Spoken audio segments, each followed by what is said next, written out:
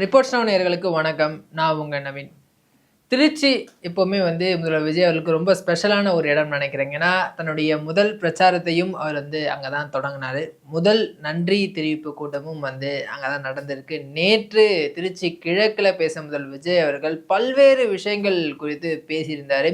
குறிப்பாக தன்னுடைய ஆட்சி மீது இருக்கக்கூடிய அந்த விமர்சனங்களுக்கு ஒரு பதிலடியாகவும் சில விஷயங்களை சொல்லியிருக்காரு. அதையும் தாண்டி அவருடைய பேச்சு பொலிட்டிக்கல் ரீதியாக ஒரு மிகப்பெரிய ஒரு அதிர்வலைகளை ஏற்படுத்தியிருக்கு. எல்லா கட்சிகளை சார்ந்த நிர்வாகிகளும் தலைவர்களும் அவருக்கு ஒரு பதிலடி கொடுத்துருக்காங்க. அது என்ன அப்படின்றத இந்த ஒரு வீடியோவில் ரொம்ப விரிவாக பார்க்கலாம். விஜய் என்ன பேசினாரு அப்படின்றத பார்த்தோம் அப்படின்னா, தமிழ்தாய் வாழ்த்தோட அந்த ஒரு நிகழ்ச்சி அப்படின்றது தொடங்குச்சிங்கன்னா, அண்ட் இன்னொரு விஷயம் என் நெஞ்சில் குடி இருக்கும் அப்படின்ற அந்த ஒரு வார்த்தையை கேட்கும் போது, என் நெஞ்சில் குடி இருக்கும் தமிழக மக்கள் எல்லாருமே அங்க இருந்த மக்களும் சரி, பார்த்த மக்களும் சரி, ரொம்ப நாள் கழிச்சு இந்த ஒரு விஷயத்த பார்க்குறோம் அப்படின்ற ஒரு ஃபீல் அவங்களுக்கு வந்திருக்கும்னு நினைக்கிறேன். அண்ட் பல்வேறு விஷயங்களை பற்றி பேசியிருந்தாரு. குறிப்பாக நான் ஏன் அந்த கோட் சூட்டுக்கு மாறினேன் அப்படின்றத ஒரு விஷயத்த சொல்லியிருந்தாரு. ஏன் நாளாக கோட் சூட் போடக்கூடாதா அப்படின்ற மாதிரிலாம் பேசியிருந்தாரு. ஏன் நாமெல்லாம் கோட் சூட்லாம் போடக்கூடாதா? கருப்பு வெள்ளை அப்படியேதான் நான் இருப்பேன், என்னோட ஆட்சியும் அப்படிதான் இருக்கும். இந்த கருப்பு அப்படின்றது யாரை மீன் பண்ணுது அப்படின்னு உங்களுக்கே தெரியும் அப்படின்னு சொல்லியிருந்தாரு. வேற யாரும் இல்லை, பெரியார் அவர்கள். நம்ம எல்லாருக்குமே அதை பத்தி தெரியும். அண்ட் இது குறித்து அதிமுகவினுடைய பொதுச் செயலாளர் எடப்பாடி பழனிசாமி ஒரு விமர்சனத்தை வச்சிருக்காருங்க. அது என்னன்னா, நீங்கள் கோட் சூட் போடுங்க, போயஸ்கானில் வீடு வாங்க, என்ன வேணாலும் பண்ணுங்க, அதுக்கே இப்படி புலம்பிட்டு இருக்கீங்க ஒவ்வொரு மேடையிலையுமே அப்படின்ற ஒரு விமர்சனத்தை வச்சிருக்காருங்க. ஏன்னா நேற்று விஜய் அவர்கள் பேசும்போது ஒரு இடத்துல கூட அதிமுக அப்படின்ற பெயரை அவர் பயன்படுத்தவே இல்லை. தேர்தலுக்கு முன்னாடியும் அந்த வார்த்தையை அவர் பயன்படுத்தலை, இப்போவும் அந்த வார்த்தையை அவர் பயன்படுத்தவே இல்லைங்க. ஸோ அதனாலே என்னவோ திரு எடப்பாடி பழனிசாமி ஒரு காட்டமான விமர்சனத்தை திரு விஜய் அவர்கள் மீது வச்சிருக்கிறத நம்மளால பார்க்க முடியுதுங்க. சட்டம் ஒழுங்கு பிரச்சனை குறித்து விஜய் அவர்கள் பேசும்போது, இதை நீங்கள் அதாவது முந்தைய ஆட்சியில் இதை நீங்கள் பண்ணிட்டு போயிருக்கீங்க, இது எப்படி நான் ஒரே நாளில் சரி பண்ண முடியும் அப்படின்ற ஒரு கேள்வியை எழுப்பியிருந்தார். அதுக்கு பதிலளித்த திரு எடப்பாடி பழனிசாமி அவர்கள், நீங்கள் முதல்வராக இருக்கீங்க, உங்களுடைய கட்டுப்பாட்டில் தான் காவல்துறை இருக்குது அப்படின்னும் போது சட்டம் ஒழுங்கு பிரச்சனைக்கு நீங்கள் தாங்க காரணம், நீங்கள் தாங்க அதுக்கு பொறுப்பு, நீங்கள் இப்படி தட்டி கழிச்சிட்டு போகக்கூடாது, இது ஒரு வெட்கக்கேடான ஒரு செயல் அப்படின்ற ஒரு காட்டமான விமர்சனத்தை வச்சிருக்காரு. ஸோ எந்த முதல்வர் வந்தாலும் சட்டம் ஒழுங்கு அவங்க கையில் தான் இருக்கும் அப்படின்னும் போது, கடந்த ஆட்சியில் என்ன குறைகள் நடந்தாலும் அது திரு ஸ்டாலின் அவர்கள் தான் பொறுப்பேற்கணும் அப்படின்ட்டு எல்லாருமே பேசிட்டு இருந்தாங்க. இப்போ திரு விஜய் அவர்களுக்கும் அதே தான் பேசப்படுது. சட்டம் ஒழுங்கு பிரச்சனையில் எந்த விஷயம் நடந்தாலும் அது திரு விஜய் அவர்கள் தான் பொறுப்பு அப்படின்ற மாதிரி தான் திரு எடப்பாடி பழனிசாமி அவர்கள் சொல்லியிருக்காரு. சிங்கப்பெண் சிறப்பு படை திட்டத்தை அடுத்த வாரம் இனாகிரேட் பண்ண போறோம் அப்படின்ட்டு திரு விஜய் அவர்கள் சொல்லியிருந்தாருங்க.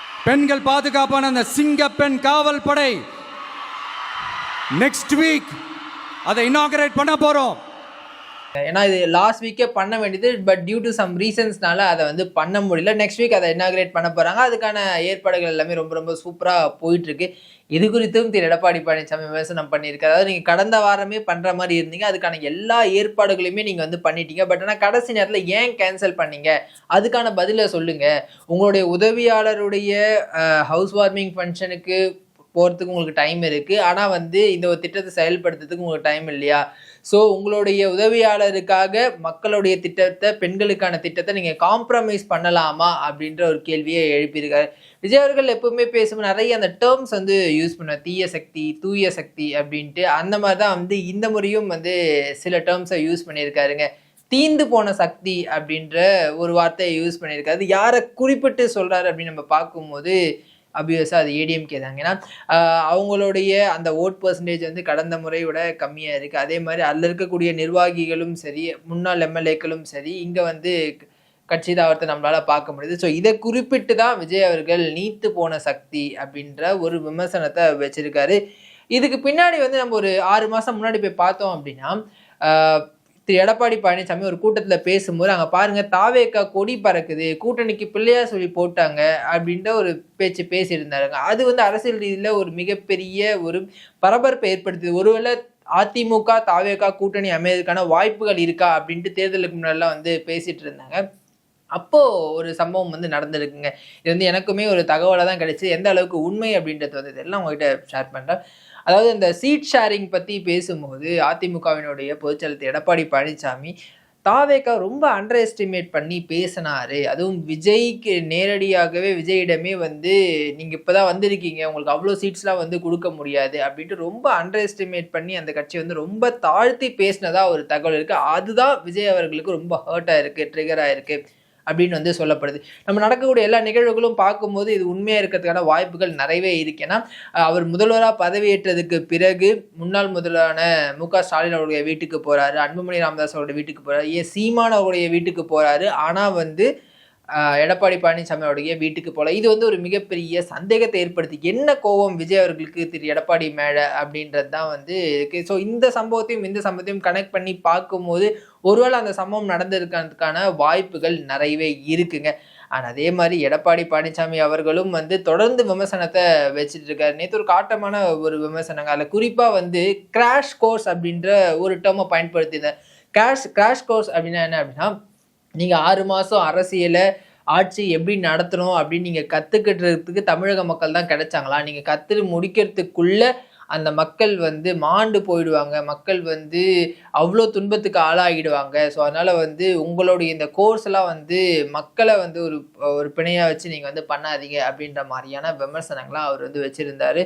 ஸோ இந்த மோதல் அப்படின்றது வந்து அதிமுகவில் இருக்கக்கூடிய பல நிர்வாகிகள் போகிறதுனால ஆல்ரெடி அதிருப்தியில் இருக்கக்கூடிய திரு எடப்பாடி பழனிசாமிக்கு இந்த மாதிரி விஜய் அவர்கள் பேசின விஷயம் பயங்கரமாக ட்ரிகர் ஆகிருக்குன்னு நினைக்கிறேன். அதனுடைய ஒரு வெளிப்பாடு தான் இந்த ஒரு காட்டமான அறிக்கைங்க. அண்ட் அதை தொடர்ந்து திமுகவினுடைய எம்பி கனிமொழி அவர்களும் வந்து பல்வேறு விமர்சனங்களை வச்சிருக்காரு. நீங்கள் இப்போ முதல்வர் ஆயிட்டீங்க விஜய் சார், நீங்கள் இப்போ திரும்பவும் வந்து திமுகனே சொன்னால் எப்படி? எலெக்ஷனுக்கு முன்னாடி தான் நாங்கள் வந்து திமுகன்னு சொன்னீங்க, இப்போ எது நடந்தாலும் நாங்கள் தான் பொறுப்பா அப்படின்ற ஒரு விமர்சனத்தை வச்சிருந்தாரு. ஏன் சொல்கிறாங்க அப்படின்னா, நேற்று விஜய் அவர்கள் திரும்பவும் சொல்லியிருந்தாரு, இந்த போதைப் பொருள் அப்படின்ற ஒரு விஷயம் வந்து ஆல்ரெடி நீங்கள் பண்ணி வச்சுட்டு போயிருக்கீங்க, அதை நான் சரி பண்ணுறதுக்கு எனக்கு கொஞ்சம் டைம் ஆகும், இதுக்கும் நீங்க தான் காரணம் அப்படின்றதுல திமுக விமர்சனம் பண்ணியிருந்தாரு. ஒரு ஊர் விடாம, ஒரு தெரு விடாம போதைப் பொருள் கலாச்சாரம் அப்படியே ஸ்ப்ரெட் ஆகி கொட்டி கிடக்குது. அது அப்பவே இனிஷியல் ஸ்டேஜ் அதை நீங்க கண்ட்ரோல் பண்ணியிருந்தீங்கன்னா இத்தனை பெண்களை இழக்க வேண்டிய ஒரு சூழ்நிலை ஏற்பட்டிருக்குமா? எல்லாத்தையும் பண்ணிட்டு பழிய தூக்கி ஏன் மேல போடுறாங்க. பல்வேறு விமர்சனங்களை வச்சிருந்தாரு. மீண்டும் சொல்றேன், இங்க அரசியல் ரீதியா 2 பேருக்கு நடுவில் தான் போட்டி. ஒன்று தாவேகா, இன்னொன்று வந்து திமுக அப்படின்னு சொல்லியிருந்தாரு. ஸோ திமுக சைட்ல இருந்தும் பல்வேறு விமர்சனங்கள் வந்திருக்குங்க. முன்னாள் சட்டமன்ற உறுப்பினர் திரு எழிலன் அவர்களும் வந்து விமர்சனத்தை வச்சிருக்காரு. இப்போ நீங்க முதல்வர் ஆயிட்டீங்க சார், இப்போவும் வந்து மக்களுடைய பிரச்சனைக்கு திமுக தான் காரணம் அப்படின்னு நீங்க சொல்றத மக்களே ஏத்துக்க மாட்டாங்க அப்படின்றதுல அவர் ஒரு விமர்சனம் வந்து வச்சிருக்காருங்க. முன்னாள் சபாநாயகராக இருந்த அப்பாவு அவர்கள் வந்து நீங்கள் ஜாதியை ஒழிச்சிட்டீங்க, மதத்தை ஒழிச்சிட்டீங்க அப்படின்லாம் வந்து சொல்கிறீங்க. ஆனால் நீங்கள் மயிலாப்பூர்லேயும் ஸ்ரீரங்கத்துலேயும் யாரை வந்து வேட்பாளராக நிறுத்துனீங்க, எந்த வந்து ஒரு கேஸ்ட்டை பேஸ் பண்ணி நீங்கள் நிறுத்துனீங்க அப்படின்ட்டு மக்களுக்கே நல்லா தெரியும். அதே மாதிரி திருச்சி கிழக்கில் நீங்கள் எதை பேஸ் பண்ணி நின்னீங்க அப்படின்றதும் மக்களுக்கு தெரியும். நீங்கள் இதெல்லாம் பண்ணிட்டு நாங்கள் வந்து சாதியை ஒழிச்சிட்டோம், மதத்தை ஒழிச்சிட்டோம் அப்படின்னு சொல்கிறதுலாம் வந்து வேடிக்கையாக இருக்குது அப்படின்ற ஒரு விமர்சனத்தை அவர் வச்சுருக்காரு. அதிமுகவினுடைய முன்னாள் அமைச்சராக இருந்த ஆர்பி உதயகுமார் வந்து இன்னொரு விமர்சனம், கஜா புயல் வந்துச்சு, வர்தா புயல் வந்துச்சு, தானே புயல் வந்துச்சு, இங்கே சுனாமிலாம் வந்துச்சு, அப்போல்லாம் விஜய் அவர்கள் என்ன பண்ணிட்டு இருந்தாரு, மாங்காய் பறிக்க போயிருந்தாரா அப்படின்ற அவருக்கே உரிதான அந்த ஒரு பாணியில் வந்து பதிலடி கொடுத்திருந்தாரு. ஸோ இதெல்லாம் வந்து திரு விஜய் அவர்கள் நேற்று பேசினதுக்கான ஒரு பதிலடியாக பார்க்கப்படுதுங்க. விஜய் அவர்களுக்கு ஆதரவாகவும் வந்து சில பேர் குரல் கொடுத்துருக்காங்க. குறிப்பாக காங்கிரஸோட எம்பி திரு ஜோதிமணி அவர்கள் வந்து பேசும்போது, இந்த சாதி மத அரசியலை வந்து உடைச்சது உண்மையிலேயே ரொம்ப ரொம்ப வரவேற்கத்தக்க ஒரு விஷயம். இது தமிழ்நாட்டில் மட்டும் இல்லாமல் இந்தியா முழுக்கவே இந்த ஒரு விஷயம் வந்து போய் சேரணும், எல்லா மாநிலங்களும் இதை வந்து பின்பற்றணும், அதுக்கு வந்து ஒரு உதாரணமாக தமிழ்நாடு இருக்குது, திரு விஜய் அவர்கள் இருக்காரு அப்படின்ற ஒரு விஷயத்த சொல்லியிருக்காங்க. அண்ட் தென் வந்து விசிகா தலைவர் திருமாவளவன் அவர்கள் பேசும்போது, இந்த மாதிரி திருச்சி கிழக்கு இடைத்தேர்தலில் நான் போட்டி போடணும் அப்படின்ட்டு திரு விஜய் அவர்கள் என்கிட்ட கேட்டார். பட் எனக்கு அந்த ஐடியா இல்லை, எனக்கு வந்து மினிஸ்டர் ஆகணும் அப்படின்ற ஐடியாவும் கிடையாது, ஸோ அதனால் நான் அங்கே வந்து போட்டி போட மாட்டேன் அப்படின்னு நான் சொல்லிட்டேன் அப்படின்னு வந்து சொல்லியிருந்தாரு. ஸோ இதையும் நேற்று விஜய் அவர்கள் பேசும்போது, உங்கள் தொகுதியில் இருக்கக்கூடிய ஒருத்தர் தான் வந்து உங்களுடைய வேட்பாளராக நாங்கள் செலக்ட் செய்வோம் அப்படின்னு வந்து சொல்லியிருந்தாரு. ஸோ ஒருவேளை திருமாவளவன் அவர்கள் மறுத்ததால் வேறு ஏதாவது கேண்டிடேட்க்கு அவங்க போகிறாங்களா அப்படின்றது வந்து தெரியலங்க. மொத்தத்தில் பார்க்கும்போது திரு விஜய் அவர்களுடைய பேச்சு அப்படின்றது வந்து விமர்சனங்களையும் பெற்றிருக்கு, பாராட்டுகளையும் பெற்றிருக்கு. நீங்களும் அவருடைய ஸ்பீச்சை வந்து கேட்டிருப்பீங்க. உங்களுக்கு அது எப்படி இருந்துச்சு அப்படின்றது வந்து கீழே கமெண்ட் பண்ணுங்கள். மற்றொரு வீடியோ உங்களை சந்திக்கும் வரை உங்களிடம் விடைபெறுவது உங்கள் நவீன். தேங்க்யூ.